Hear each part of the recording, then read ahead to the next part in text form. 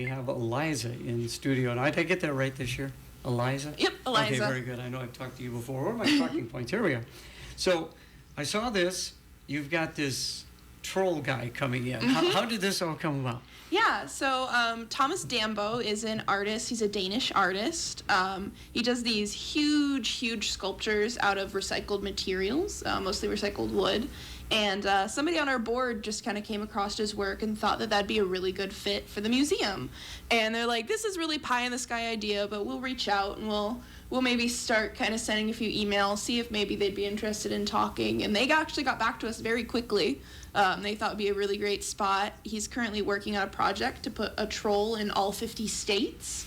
And we don't have one in Iowa yet. So when we reached out, he was pretty excited about it. And we've got the contract all signed. There's one for sure coming here in Clinton. He's got some really amazing work, and these trolls are huge. I was going to say, what are we talking here? Like about 6 foot, 8 foot? Oh, like I think the small ones are like 10 feet tall. Oh, There's okay. some that are like using cars like little toys. If you see like the pictures of them, like they are huge. So where is this troll going to go? Is it going to be indoor or outdoor? It will be outdoor. We are not at liberty to say exactly where. Okay, all right. He likes his work to be a little bit of a surprise when it actually comes in. So I see that in the notes now. You're not at liberty to discuss specific details. Yep. So we can't do too specific because he wants it to be kind of a surprise of where it's going to be. His whole kind of mission is to have a treasure hunt for these sculptures that are made out of what is ostensibly garbage. So the idea is trash is somebody's treasure, so it's a treasure hunt for the trash. So he doesn't want to let everybody know the exact location ahead of time so that people can kind of stumble across it or see it while it's being built and be kind of surprised by it. So, I mean, it's going to be not necessarily near the Sawmill Museum then. It could be anywhere in the city of Clinton or area. There will be a troll on Sawmill Museum property. Okay. Well, the property. I hope he didn't give away too much. So he's from Wisconsin? No, he's from Denmark. He's Danish. Okay. Yep. Oh, I see. Okay, the troll is stealing back the woods from... Okay. Yep. So what we are able to say is his inspiration for the story. Each of his trolls has a name and a little like story that he makes up for them. And our troll story is going to be like about some thieves that are coming to steal back the wood that we took from Wisconsin back in the lumber years. So almost all of the lumber that we cut at it cut in Clinton that we talk about at the museum is from Wisconsin. We deforested a good chunk of the state. So the idea is these trolls used to live in those forests, and they're finally coming to steal back their wood. Don't upset the trolls. So again, I'm talking to Eliza from the Sawmill Museum. So this is something that, I mean, you offer so many different things up at the Sawmill Museum. This is going to be great. Yeah, I think it'll be a really great thing, not only for us, but we think it'll be great for Clinton in general. Have a nice little piece of art for people to come and visit and see. So yeah. So you've been the director for a couple of years now. Again, just real quickly, your background, why did you end up being a director of a museum? Yeah, so I grew up, me and my family like to travel around a lot, and my favorite place to visit as a kid and even today has always been museums. I've always had a real passion for getting to go and learn about different things and everything like that. So ever since I was pretty young, I knew that I wanted to do something with museums. I started in 8th grade was when I declared officially I'm going to work at a museum someday, and it's been like that ever since. I went to school originally to do exhibit design, and then ended up changing my mind and decided to do collections. While I was in school, I got my master's and my bachelor's at University of Northern Iowa. And even though it's not in collections, when the job opened up at the Sawmill Museum, when I was finishing up school, I couldn't help but take the opportunity. I'm a Clinton native, so the opportunity to work at a museum in my hometown was really great. And even though being a director is a little bit much when you went to just work in the back room, it's been really fun and it's been a great experience. I would think so. So talk about some of the responsibilities and daily activities that you do as director. Yeah, so we've got a really small staff at the museum, so I do a little bit more than what a typical museum director would do, but I, of course, set up things like this with our marketing and outreach and everything like that. But I also lead most of the tours that we have, so I do a lot of field trip groups. I also I do exhibit design, I take in collections, I do research on different items that we have. Right now we're working on actually some new temporary exhibits that should be up very soon. Actually, tonight is when I'm putting them up. So a new one about Dambo, the artist coming, and then also about women in the Victorian era and what that looked like here in Clinton and also up in our lumber camps. So lots of different stuff. I also, because we've got a small staff, do a lot of the cleaning at the museum. The Sawmill Museum, it really is quite a treasure up there on the north end of town, and you do so many different activities. So weekly crafts, they're going to be coming back on? Yep, so the last couple years we've kept our crafts to mostly sporadically throughout the year and then regular during December. We have a lot of people asking about more crafts and stuff like that, so we've decided to bring it back year-round. So starting next week, we're going to have crafts on Tuesdays and Thursdays up at the museum. That'll be, Tuesdays will be a little bit more oriented towards a younger age group. I think like 4+ is kind of what we recommend. And then Thursdays are going to be for a slightly older group, so more like 10+. But yeah, so there'll be crafts twice a week, every week for the foreseeable future. So talk about some of the crafts that you're actually doing. I mean, yeah. So this month we're starting off strong, I think, with slime. Kids seem to really like making slime. So this Tuesday we're going to be doing DIY slime with different little add-ins that you can have. But we'll also have wood burning again. That's always really popular when we have it. We're going to have some recycled fabric crafts to kind of talk about sustainability and the importance of recycling. And we're going to have some St. Patrick's Day themed crafts going on.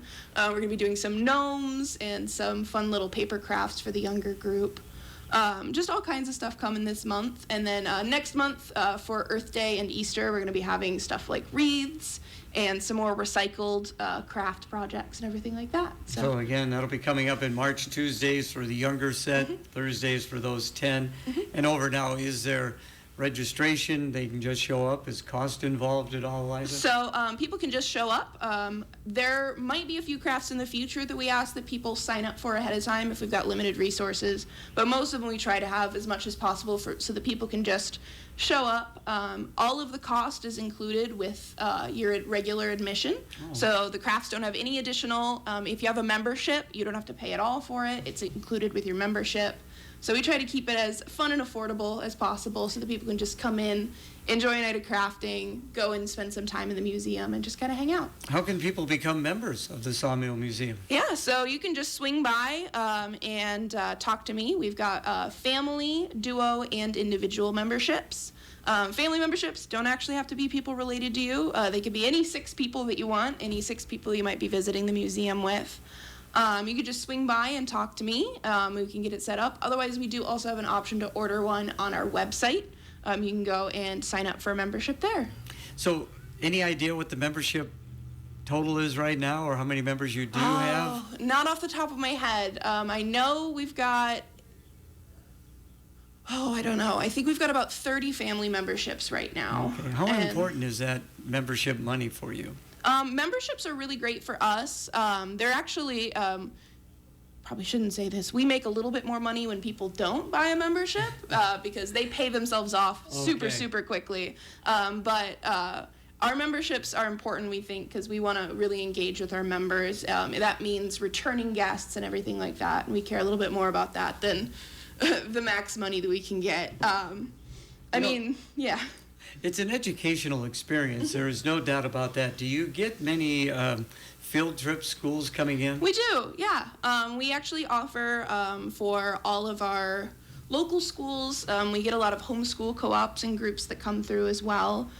We do have available field trip scholarships. So if a school wants to come and do a field trip, but they don't necessarily have all the funding that they need to be able to come and do that, we offer scholarships to cover admission as well as busing scholarships so that schools or teachers can basically have a field trip at the museum for free if they need to. if they don't have the school funding to cover it. All right, again, visiting with Eliza of the Sawmill Museum. We're going to check the weather right after this. If you're in the market for a new car, it's time to let First Gateway Credit Union put you behind the wheel of your next vehicle. They offer competitive rates and flexible terms. New and used vehicle rates start as low as 5.35% fixed APR. Call 243-4121. Visit firstgateway.org or stop by any of their 7 convenient locations. Savings, federally insured by NCUA. APR is annual percentage rate. Other rates and terms available subject to credit approval. Other restrictions may apply. It's time now on KROS for the Storm Track 8 weather forecast, brought to you by Electronics. A weather impact alert is in place for your Friday, especially as we get into the afternoon, where we're expecting strong winds, gusts up to 50 miles an hour. Mostly sunny skies will push temperatures into the low 60s this afternoon. Those temperatures will drop into the mid-20s tonight as gusty winds continue. With your Storm Track 8 weather impact forecast, I'm meteorologist Andrew Stutzky. Currently, we have sunny skies and a temperature of 54 degrees. Winds are out of the west at 30 miles per hour. This weather report on KROS has been brought to you by Electronics. Electronics Incorporated in Clinton is the area's largest communication and alarm systems company. Electronics offers best-in-class life safety, security, two-way radios, and communications equipment from top brands. Electronics, the company you've trusted for over 50 years, can now provide fire extinguisher sales service and inspections, plus kitchen hood inspections as well. Call 563-242-1223 or visit them online at www.electronicsinc.com for your free estimate. Enjoy some extra time with one less errand on your list through mobile check deposit at First Central State Bank. This online feature allows you to deposit checks anytime, anywhere. Just snap a photo of your check using our secure mobile app and deposit funds in moments. It's convenient, secure, and available 24/7. First Central State Bank makes banking easier for your busy life. Download our app today and get started. First Central State Bank, member FDIC, equal housing lender. Ladies' Day, we're visiting with Eliza of the Sawmill Museum. Easter right around the corner, and you got a story time coming up about it? Yeah, so we've got a regular Sawmill Storytime series that people can come in, enjoy a little bit of time at the museum and some crafts, and then have some stories being read to the kids. Kind of as a help both for like the history and the fun of the museum, but also with that childhood literacy and everything like that we think is really important. This year for Easter, we've got the Easter Bunny coming to read some of those stories for everybody. And we will also be having an Easter egg hunt right after the stories are being read. That'll be good. Now, do you do some of these story times? I've done a couple of them. Well, I did the first one for sure, and then I've done a couple stories at the other ones. We did a Halloween one last year, was our first one. And we read some spookier stories, but yeah. Is this a monthly thing or a weekly thing? Or? So it's seasonal. So every season we have one Sawmill story time. Mm-hmm. So you kind of Yep. holiday, seasonal sort of a thing. Like, so we had Santa come and do the readings in December. There you go. It's great that you're able to get these people when they're so busy at that time of year. Oh, yeah. Santa was really nice to come in and take a visit. He even signed our guest book when he was in. That was really special for us. Regular museum hours. Yeah, so our regular hours are from 10 a.m. until 6 p.m. from Tuesday through Saturday. On Sunday, we're open from 1 to 5, and on Mondays, it's 1 to 6. All right. You got a song you want to play? Go ahead and introduce that for us, DJ. Yeah, so I picked my favorite song, which is Break My Stride by Matthew Wilde. Toward our final hour, wrapping things up with Eliza of the Sawmill Museum. She was just showing me on her phone some of the pictures of what this Thomas Dambo does with his trolls, and they are indeed huge. Yeah, absolutely huge. They're really, not only are they big in size, they're also kind of larger in life. They've got a lot of really cool personality to them. He builds them all really distinctly to the environment they're in and the story that he's trying to tell. So they're really cool.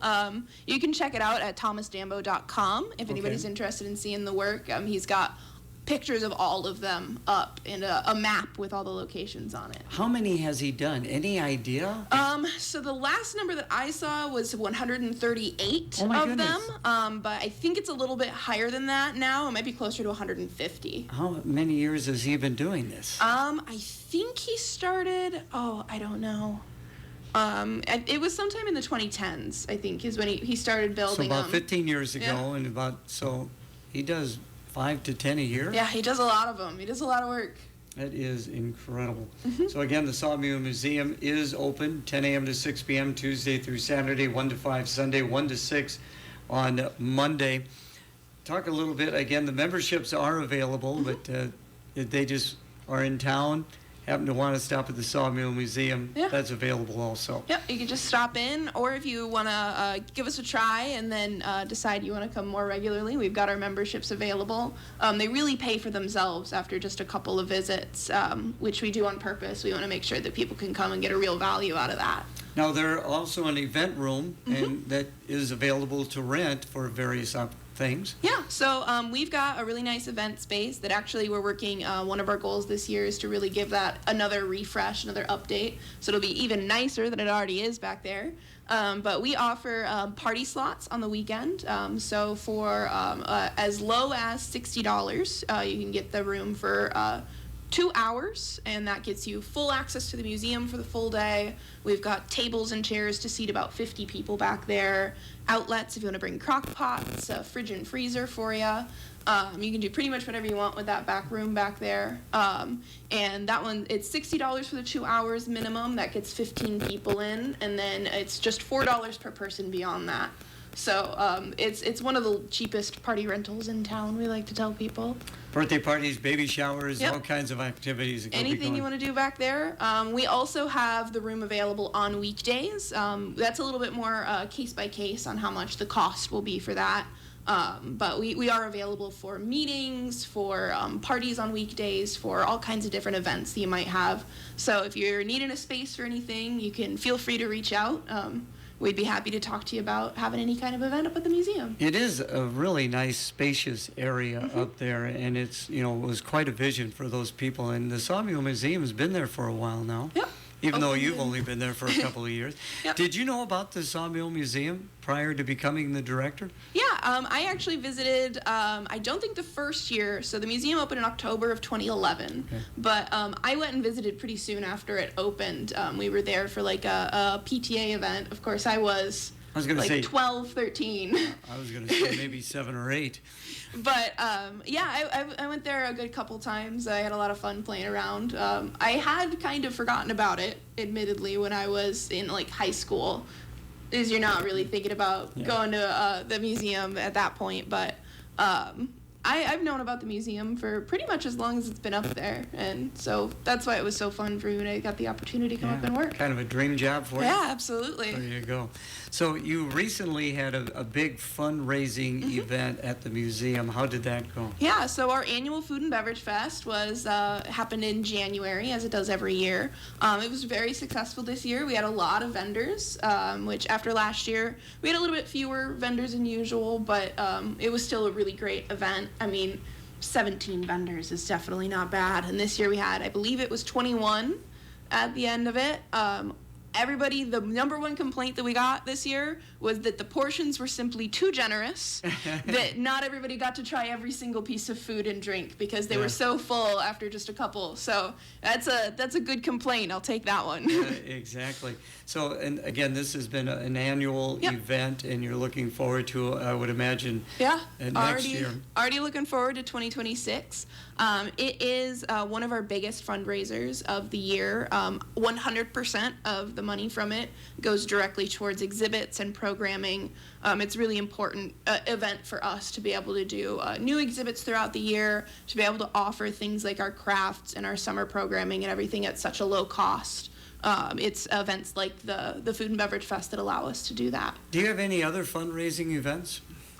That's our big public one. We also do have a charity auction every year, and we have an annual drive that isn't an event, but that's another big fundraiser for us to do an annual kind of end-of-the-year financial drive. Talk a little bit about educational opportunities. I would imagine grade school students, people on field trips. Yeah, so we've got a lot of different ways that people can learn. I mean, of course, we've got exhibits that people can look at on their own. You can also call ahead and book a tour for any amount of people to get a full tour. If you have 15 or more, you can actually get a discount if you call ahead of $4 per person instead of our usual costs. And we can do a full walkthrough. There's a lot to kind of learn about that doesn't fit on the boards that me or one of our other employees can kind of walk you through. You know, it's in this area, we've got not only the Sawmill Museum, but there's the Windmill Museum just across the river from you. Yeah. And then the Clinton Historical Society, they have their museum. Do you visit some of these other museums, Yeah. Eliza? Okay. Yeah, not only recently do I like to keep up with what they're doing, but I grew up going to them all the time. So yeah, all three, the Clinton Museum, the Windmill Museum, and even the Discovery Center. I grew up going to all three all the time. So I think we've got to really, even if we're not always communicating with each other, I think we're always really supportive of each other, and it's really great to have that strong sense of education and local pride in what we do and the history that we have here. You It's did a really great great to job see. today. Thank you so much. Thank People you. want to find out more about the museum. How's the best way of doing that? Yep, so you can check us out at thesawmillmuseum.org or follow us on Facebook at the Sawmill Museum. All right, Eliza, thank you. Thank you. And here he goes for another dunk.